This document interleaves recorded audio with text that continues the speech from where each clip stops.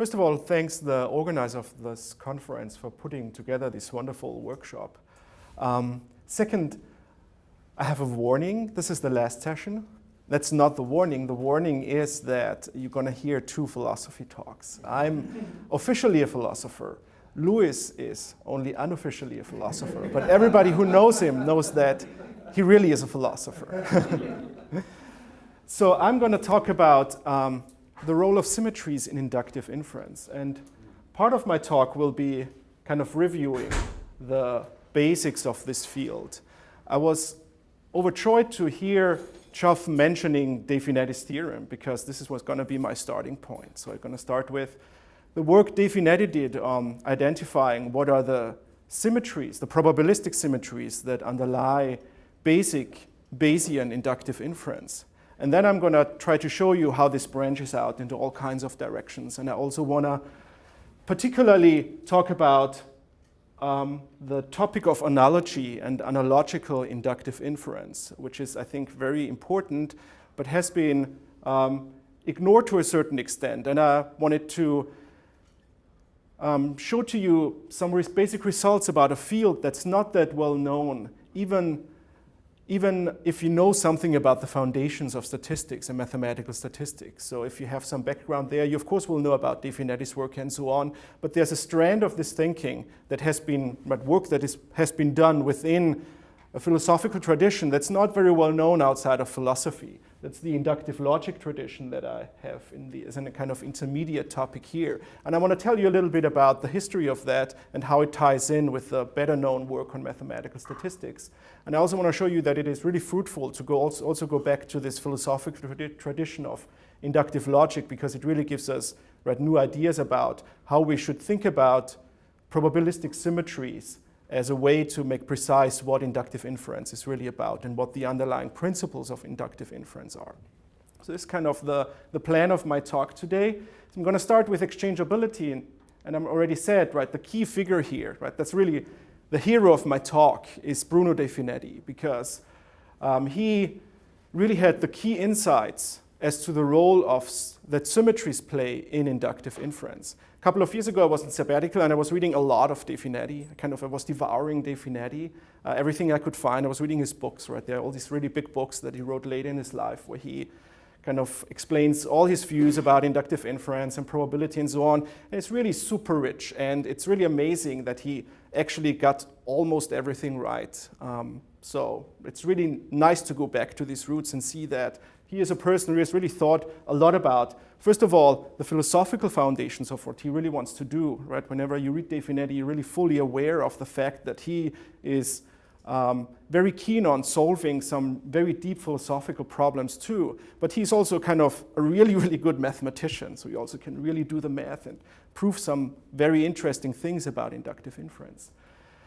So this is the central, De Finetti gives the central insights of the talk. Before I say more about what he has done, I want to give you a kind of broader historical perspective of where he's coming from. What is the problem that he really wanted to solve? The things that he was doing also have very practical applications, of course. But De Finetti originally wanted to solve a very philosophical problem. So the kind of inference De Finetti was interested in goes back to the 17th century. 18th century with Bayes and Laplace and the work they did on inductive inference, These were the pioneers. And the way Bayes and Laplace thought about inductive inference is one that's still very common today, Today we would call these parametric models. So Bayes and Laplace were thinking about, in terms of what we might think of as chance setups, Something like flipping a coin with unknown bias, Things like that. And they wanted to do inductive inference based on these chance setups, where we have a given experiment where we can have different outcomes with fixed chances of occurring, but we don't know the chances. So we have a chance prior, which expresses our uncertainty as to what the true chances are, and then we do we integrate over all the possible priors given the chance setup, and this gives us the machinery of doing inductive inferences. Okay, so all of this is very well known. Now, De Finetti was really unhappy with this because it seemed to indicate that the chances that are part of this machinery play an integral role in how you do inductive inference. And De Finetti did not believe in chances, right? He said chances don't exist, or at least we don't know whether or not they exist. So he wanted to do the same kind of inductive inference without a kind of deep metaphysical commitment to the existence of chances, right? So they're different, right? You might have different views about that, but right, if we take a step back and think, well, what are chances? How can we measure them? It's really not so clear to say. So if you are committed to chances as being properties of physical objects, like length or mass and things like that, well, how do you measure the chance that the coin comes up heads, right? It's really hard to say, right? You look at the infinite limit of coin flips. Well, that's not actually something, a measurement that you can perform.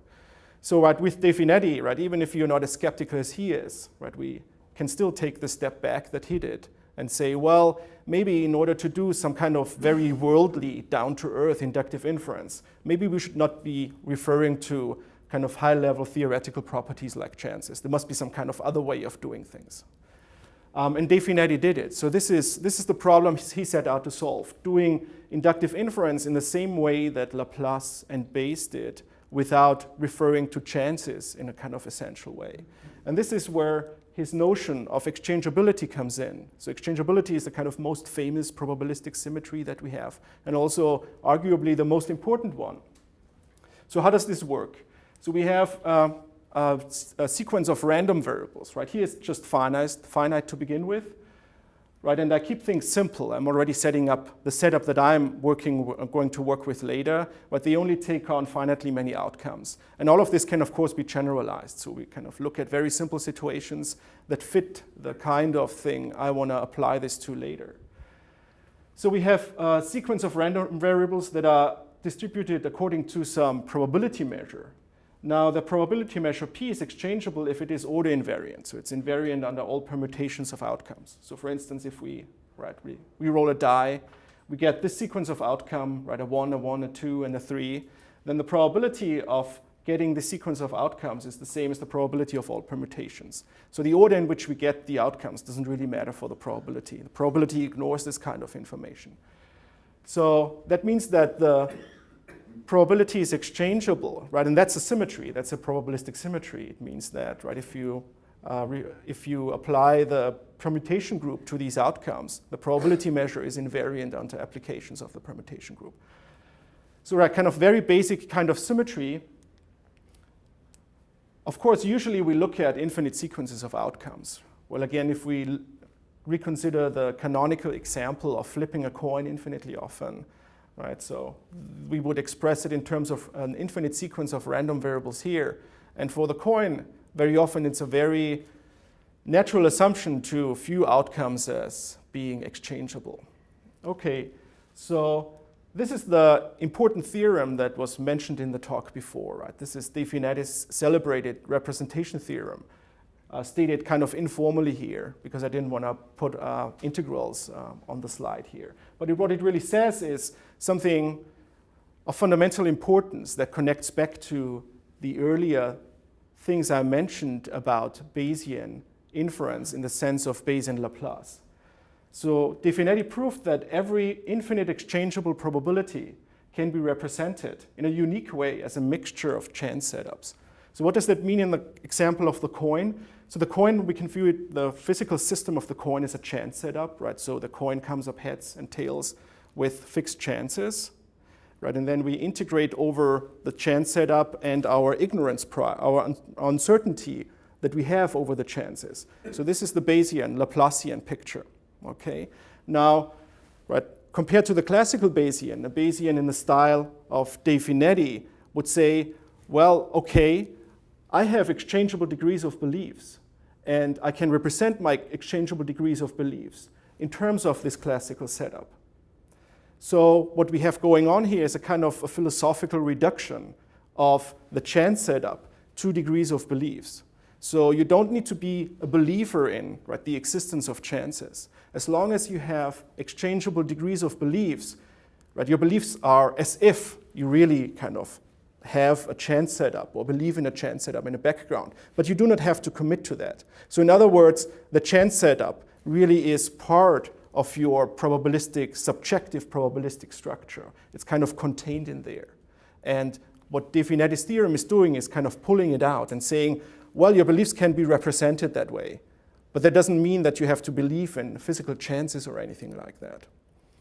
So, right, in a certain sense, right, Brian has, in one of his earlier books, called what's going on here the chance setup as a difference that doesn't make a difference. So we can disagree about whether chances exist or right, whether they don't exist.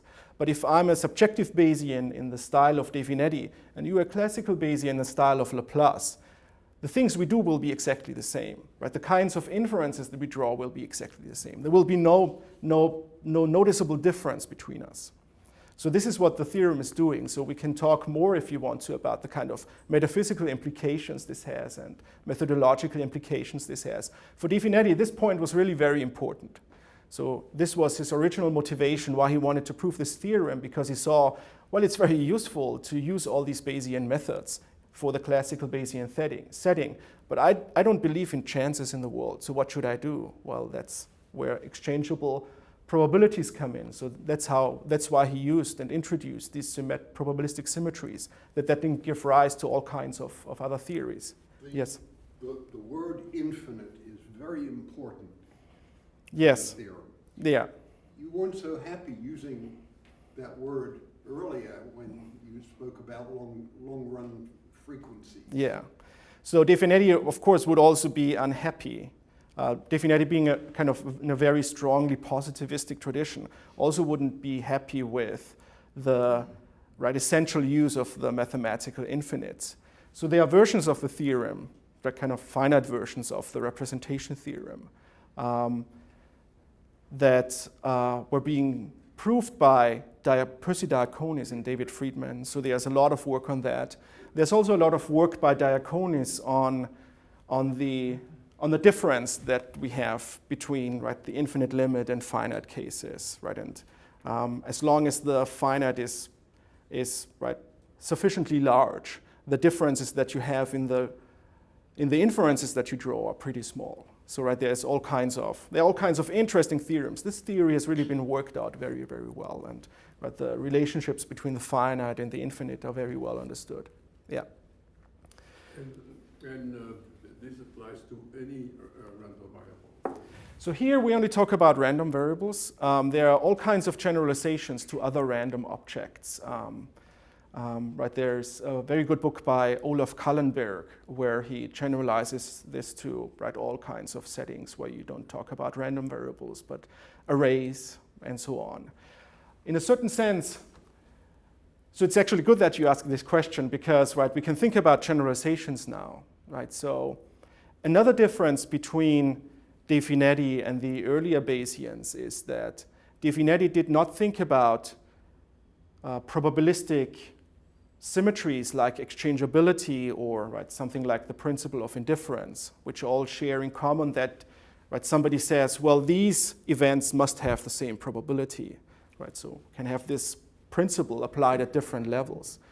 So earlier probabilists like Bayes or Laplace thought about this, at least arguably, in terms of, well, these are rational starting points. If you are in a situation where you don't know anything what's going on, if you don't know anything about the bias of the coin, you should have some kind of equal distribution over the probability, over the possibilities. So this leads then to various versions of the principle of indifference or principle of insufficient reasons. There's different terminology around, but De Finetti did not think about exchangeability and various other symmetries in this way at all. For him, these are inductive assumptions that you make. This is up to your judgment to say, well, I think the situation is order invariant. That's why I have exchangeable degrees of beliefs. And somebody else might come up and say, well, I don't think that's right. I have, what else is there, So far, we've only talked about exchangeability. So there are all kinds of generalizations of this result going beyond random variables or finitely valued random variables. But there are also generalizations of exchangeability. And the rest of my talk will be really devoted to this. Before I go into this in more detail, there are, in terms of random variables, what if, for instance, if you have a Markov chain, right, an underlying Markov chain, or believe there is some kind of order dependence that is similar to how we think about Markov chains. Is there a representation theorem for that too? And is there a symmetry for that too? And again, right, Percy Diaconis and David Friedman have shown that. Right? There's something like Markov exchangeability, which is a generalization of exchangeability that takes into account certain order effects.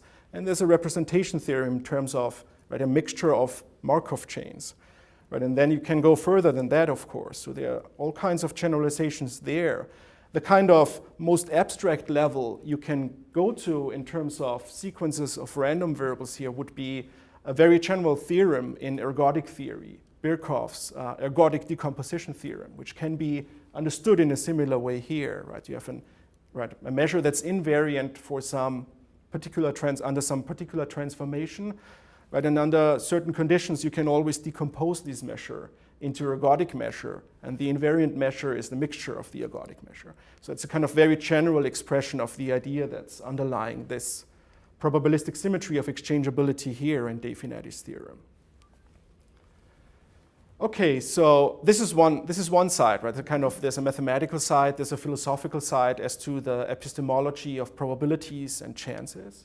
But there's also kind of a practical side to this, right? The way we actually really do inductive inferences, or the machines that we program do inductive inferences in a very simple situation. And the rule that we have associated with De Finetti's setup here is known as the rule of succession. This is a kind of generalized version of the rule of succession, which really goes back to Laplace. Right, so here we have the sequence of random variables. This here is the past. We want to have a predictive probability for the future. Right, and this is how we do it in the present setup. So the probability of observing an eye, given what we have observed in the past, is the number of eyes we have observed in the past, right, divided by the total number of observations that we've made up to some initial parameters that we have here. So kind of almost equal to relative frequencies, at least as we go to the limit. Kind of very simple rule, kind of seems very natural. Now, this rule here that we have here, the rule of succession, does not just follow from exchangeability. Exchangeability is not enough to show that this is the way we do inductive inference in this setting. We have to make additional assumptions about the prior that we have over chances. Right? It needs to be a beta prior or Dirichlet prior. So De Finetti was not happy with that, of course, because now we're talking about, right, priors over chances, and De Finetti has all these scruples about committing to, right, chances and stuff like that. So he would discount a rule like that. He was really interested in the kind of qualitative features you can distill from the basic representation theorem, because in order to get more, right, you need to put in more into the representation. So I think here something interesting happens when we look into philosophy, kind of philosophy proper. I want to tell you a little bit about inductive logic now and what it can contribute to the discussion that we have started here. So inductive logic, the way I talk about it goes mainly back to this person here, Rudolf Carnap, who is, right, one of the major figures in early 20th century philosophy, one of the major proponents of logical empiricism, was part of the Vienna Circle, moved to the US in the late 30s, was teaching at Chicago for a long time, and ended his career at UCLA, and I think Lewis even knew him at the time when he was there in the 60s.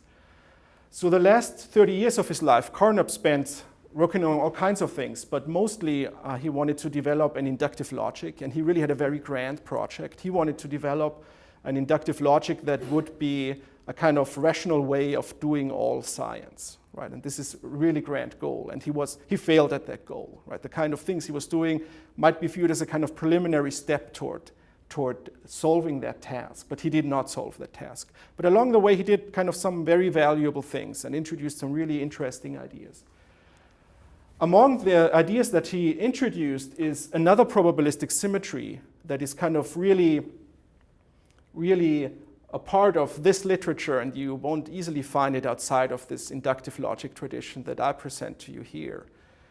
So Carnap and earlier W.E. Johnson, who was a logician at Cambridge in the late 19th, early 20th century, he died in 1930 or 1931.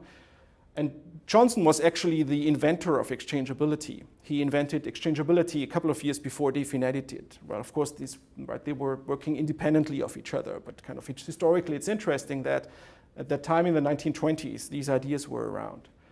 So W.E. Johnson came up first with the kind of symmetry that I wanted to talk about here in addition to exchangeability.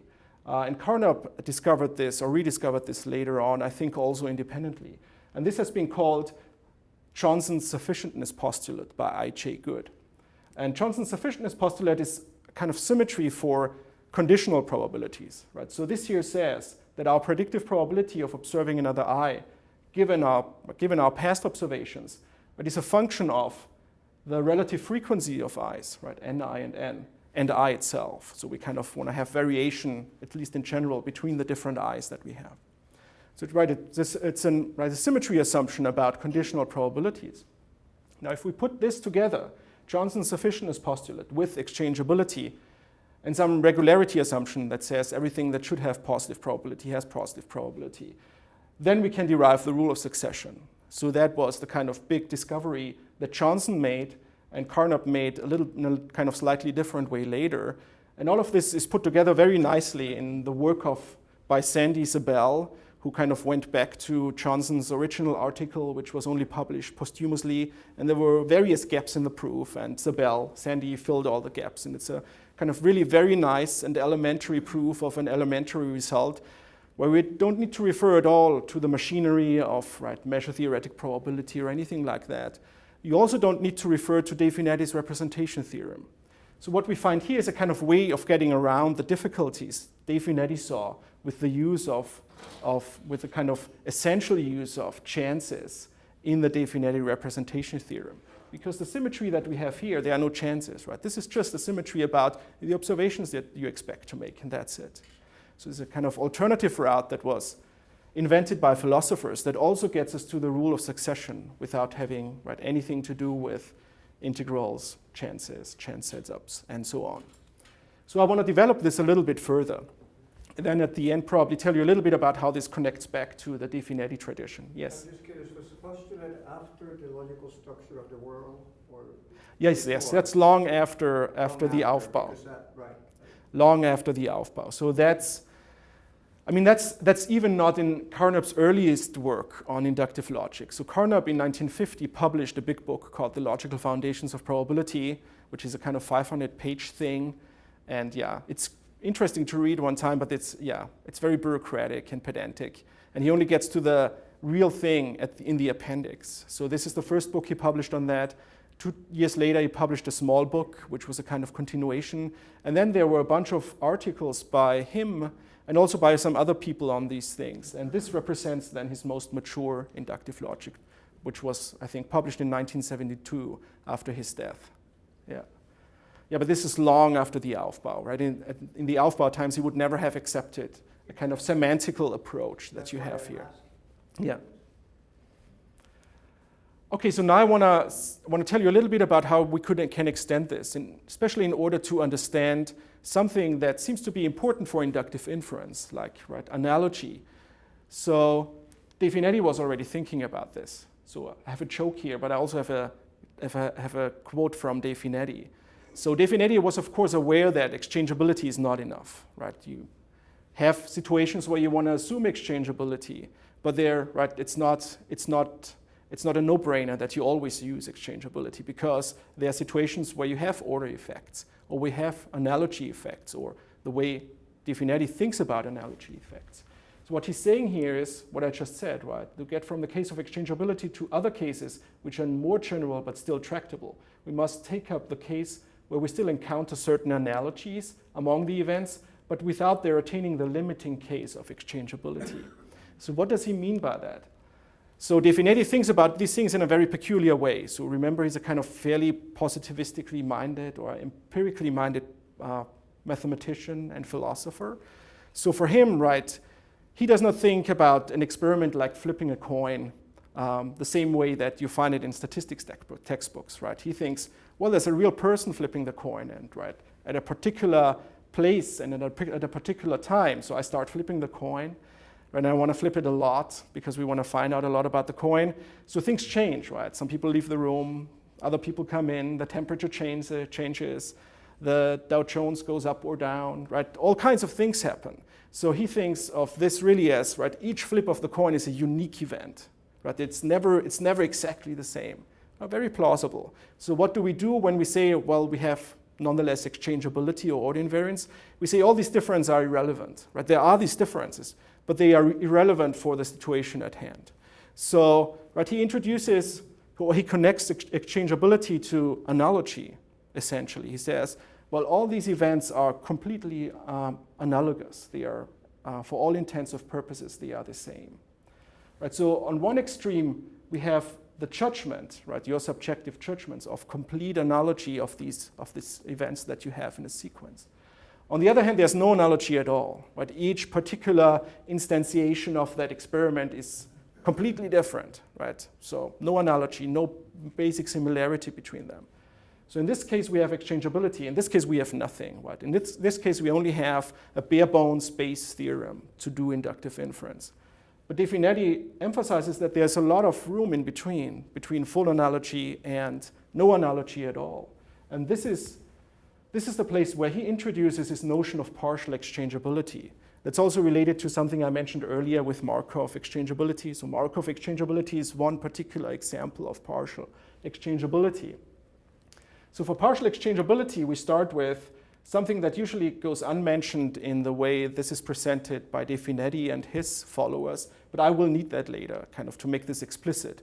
So for partial exchangeability, we start with a sequence of types. So now think about not flipping one coin, but two coins that are not exactly the same. Right? They might look kind of fairly the same, but they are not. Right? One is big and the other is small, or something like that. Or rolling two die and one is big and the other is small, or they have different colors, or whatever. So we have two different types of certain events, or three or four, and so on. Right? And whenever we make an experiment, we note the type that we have used for that experiment.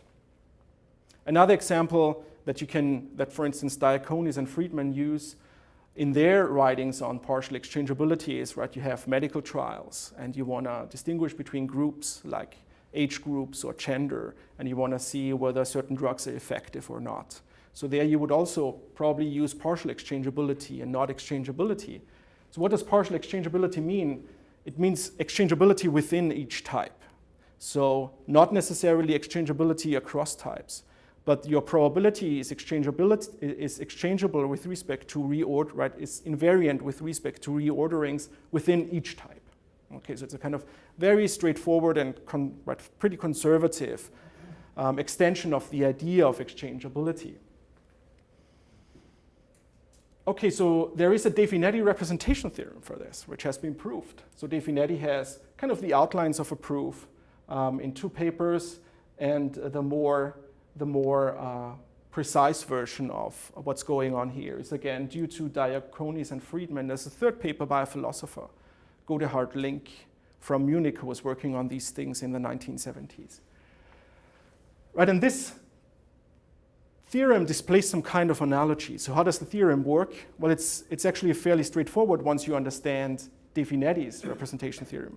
Now you again have a chance setup, but the chance setup, for instance, for the two coins is, right, you have a chance for coin 1 coming up heads, chance for coin 2 coming up heads. And you have an integral over this chance setup where you kind of quantify your uncertainty over the bias of coin 1 and the bias of coin 2. So you have independence in this chance setup you have independence overall, but the two coins do not need to be identically distributed. So they might have different biases. So the kind of analogy that is displayed here is some kind of initial analogy. So it can be encoded in the prior that you have over the two biases because they can be correlated. Right? It does not need to be independent. So right, initially you might think, due to the similarity between the coins or whatever physical system you're looking at, due to the similarity you might think, right, there is some information that coin 1 gives me about coin 2. Right, and then you apply the machinery that arises from this, and this information that the coin flips with coin 1 give you about coin 2 will be displayed initially.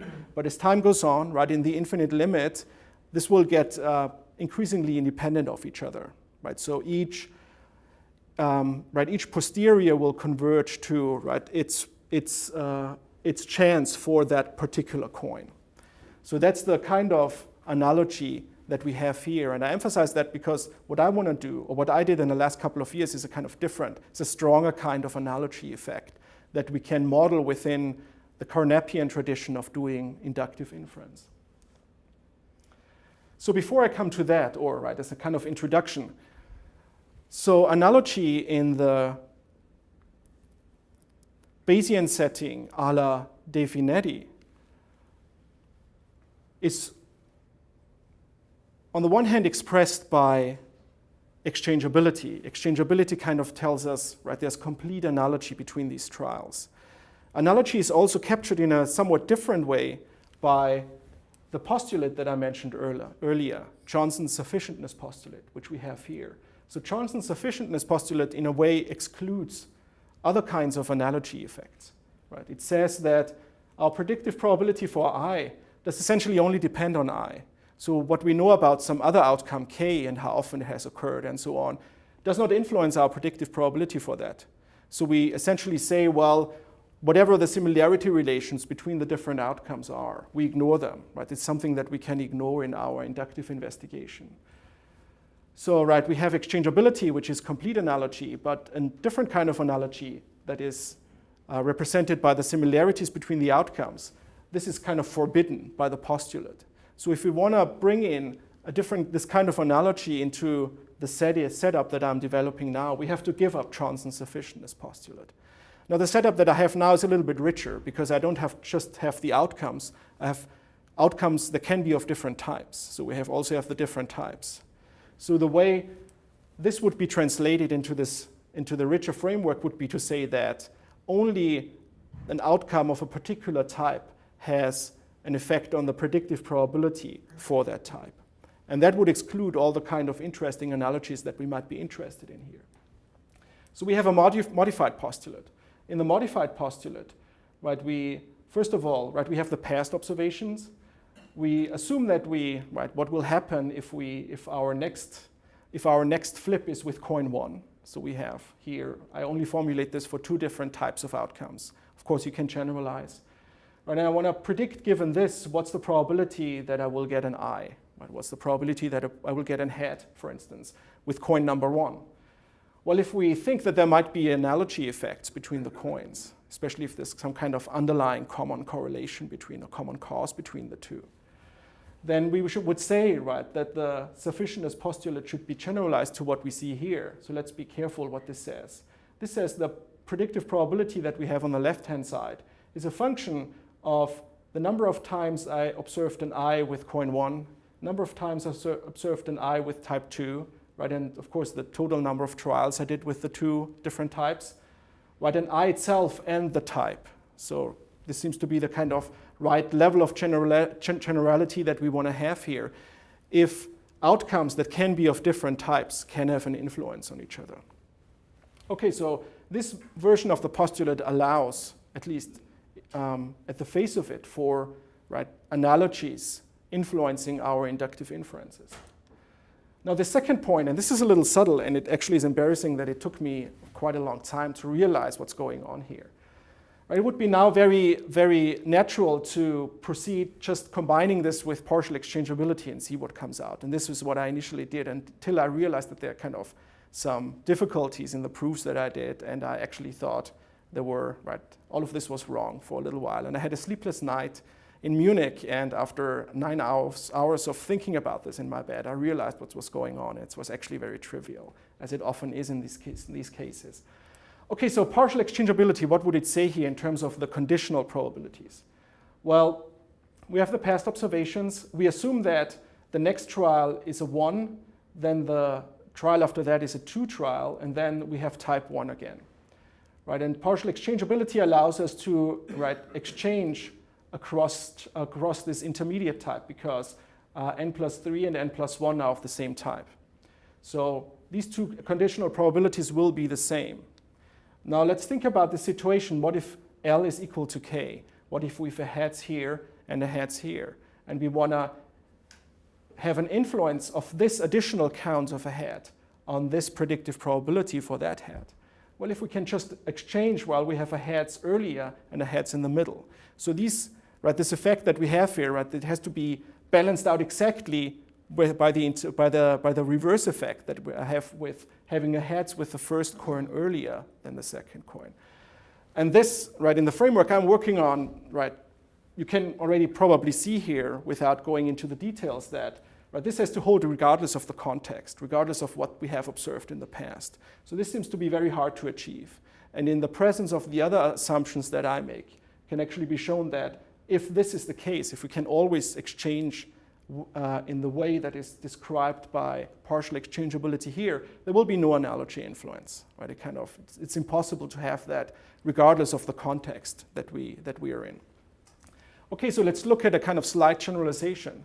We require this kind of generalized partial exchangeability that I have here in the exact same situation where we have a k here, an L here, and an I here. Right? We allow, or we say that probabilities need to stay the same only if the k and the L are not equal, and if the I and the L are not equal. Because then this intermediate L that I have here will not have an effect on the k that I have here, because right, L and k are just different outcomes. So only the k outcomes that I have in the intermediate case should have effect on the predictive probability of the next time.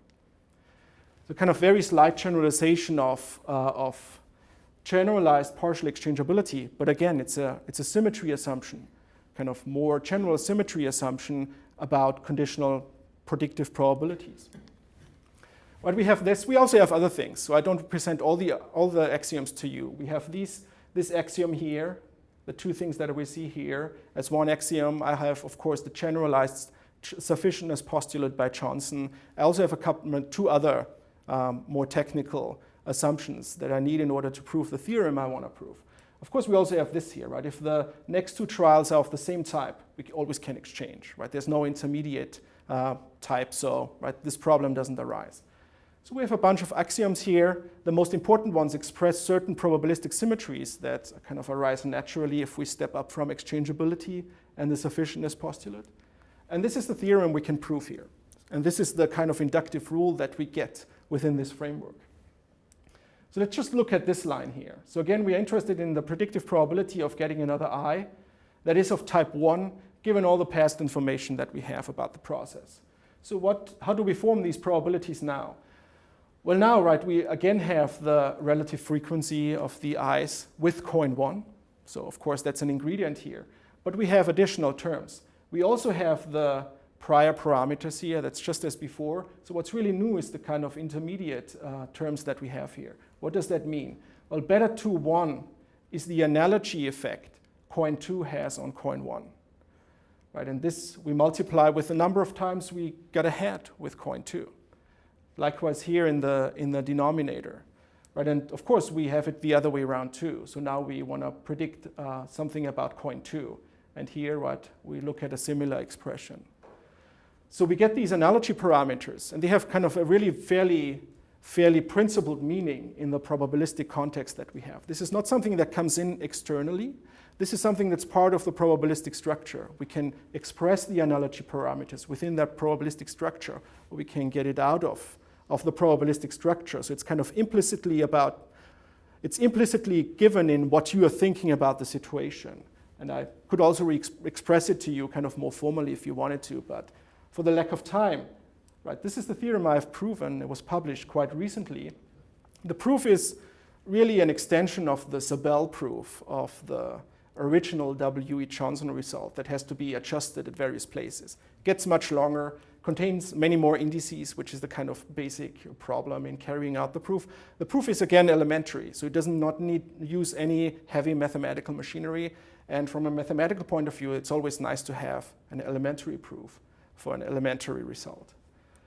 Okay, so here the last slide. I just wanted to mention this is not the only kind of analogical inductive logic that is out there. For the kind of fairly small group of people that have been working on in inductive logic in philosophy, there's kind of quite a lot of papers that develop different kinds of analogical inductive logic or logics based on different assumptions. One is by our own Brian here, who has looked at a different kind of situation that's right. It's not the same as what I've been talking about today, where you distinguish between types and outcomes.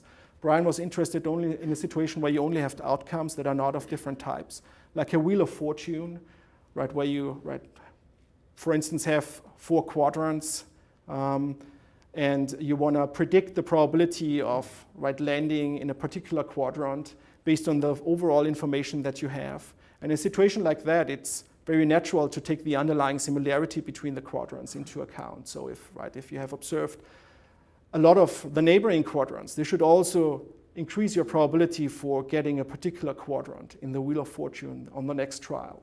But so there are all different kinds of scenarios that you can play through with analogy.